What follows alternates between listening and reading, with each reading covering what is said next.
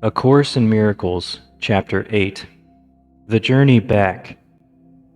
Section 1, The Direction of the Curriculum. Knowledge is not the motivation for learning this course. Peace is. This is the prerequisite for knowledge only because those who are in conflict are not peaceful, and peace is the condition of knowledge because it is the condition of the kingdom. Knowledge can be restored only when you meet its conditions.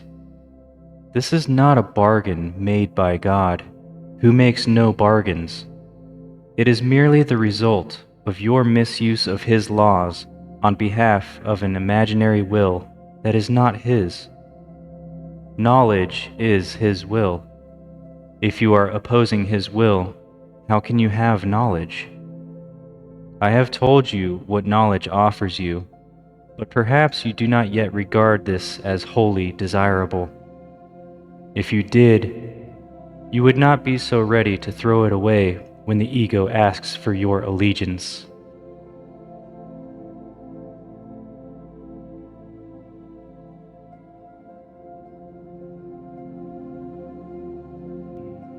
The distractions of the ego may seem to interfere with your learning, but the ego has no power to distract you unless you give it the power to do so. The ego's voice is an hallucination. You cannot expect it to say, quote, "I am not real." Yet you are not asked to dispel your hallucinations alone. You are merely asked to evaluate them in terms of their results to you. If you do not want them on the basis of loss of peace, they will be removed from your mind for you.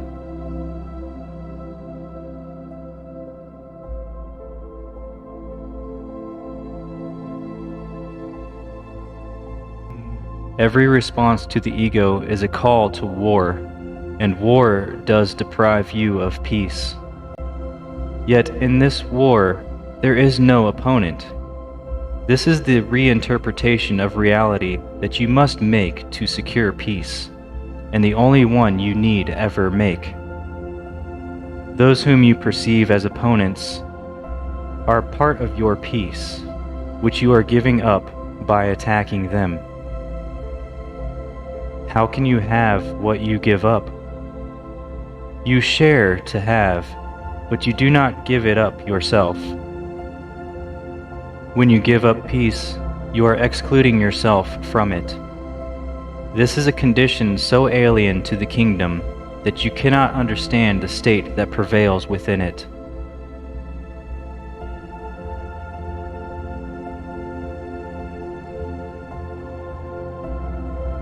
Your past learning must have taught you the wrong things, simply because it has not made you happy. On this basis alone, its value should be questioned. If learning aims at change, and that is always its purpose, are you satisfied with the changes your learning has brought you?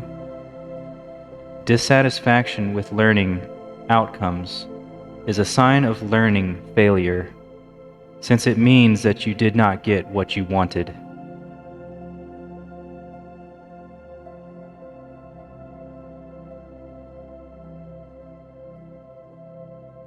The curriculum of the atonement is the opposite of the curriculum you have established for yourself, but so is its outcome.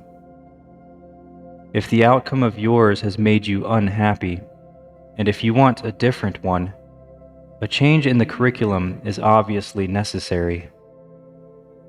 The first change to be introduced is a change in direction. A meaningful curriculum cannot be inconsistent. If it is planned by two teachers, each believing in diametrically opposed ideas, it cannot be integrated. If it is carried out by these two teachers simultaneously, each one merely interferes with the other. This leads to fluctuation, but not to change. The volatile have no direction. They cannot choose one because they cannot relinquish the other, even if it does not exist. Their conflicted curriculum teaches them that all directions exist and gives them no rationale for choice.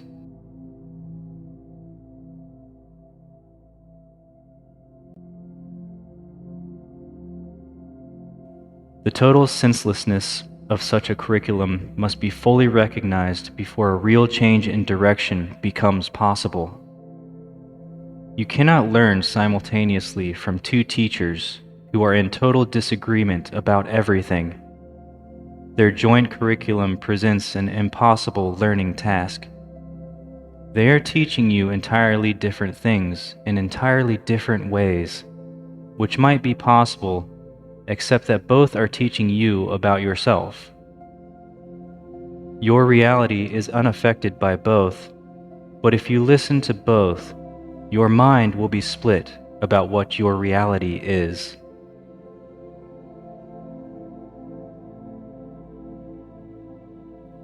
This concludes Section 1.